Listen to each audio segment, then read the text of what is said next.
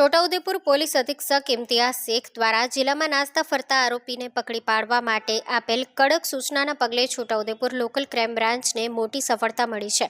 Kadwal police સ્ટેશનના પ્રોહિબિશનના ગુનામાં સંડોવાયેલ અને લાંબા સમયથી પોલીસને થાપ આપતા આરોપીને એલસીબીએ બાતમીના આધારે ભીખાપુરા ચોકડી પાસેથી દબોચી લીધો છે. મળતી માહિતી મુજબ એલસીબી પોલીસ ઇન્સ્પેક્ટર MF ડામોરના માર્ગદર્શન હેઠળ સ્ટાફના માણસો તપાસમાં હતા. તે દરમિયાન ટેલિફોનિક બાતમી મળી હતી કે કદવાલ પોલીસ સ્ટેશનના પ્રોહિબિશનના ગુનામાં નાસ્તો ફરતો આરોપી ભોદુભાઈ લેમજીભાઈ રાઠવા, રહેવાસી ગોદલી, તાલુકો ઘોઘંબા, જિલ્લો પંચમહાલ, હાલ ભીખાપુરા ગામની ચોકડી પાસે ઊભો છે. બાતમીમાં જણાવેલ વર્ણન મુજબના ઈસમને પોલીસે કોર્ડન કરી પૂછપરછ કરતા તેણે પોતાનું નામ ભોદુભાઈ રાઠવા હોવાનું સ્વીકાર્યું હતું. તેની અંગચડતી લેતા કોઈ ચીજવસ્તુ મળી આવી ન હતી, પરંતુ પૂછપરછમાં તેણે કબૂલ્યું હતું કે કદવાલ પોલીસ સ્ટેશનમાં દારૂના કેસમાં નામ ખુલ્યા બાદ ધરપકડથી બચવા તે નાસ્તો ફરતો હતો.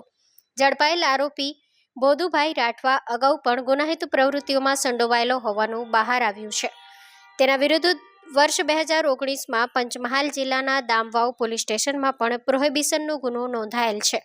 છોટાઉદેપુર એલસીબીએ આરોપીની અટકાયત કરી છે અને આગળની કાર્યવાહી હાથ ધરી છે. આ કામગીરીથી જિલ્લાના નાસ્તા ફરતા ગુનેગારોમાં ફફડાટ વ્યાપી ગયો છે. Story report by Irfan Makrani, Kadwal. માં motor driving, safe and sure driving.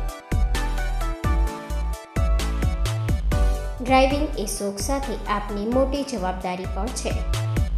અમારા ઇન્સ્ટ્રક્ટર દ્વારા સચોટ અને સરળ માર્ગદર્શન. આપની રોજની તાલીમની માહિતી મેળવીને શું અધુરાશ છે એના ઉપર પૂરું ફોકસ કરાય છે.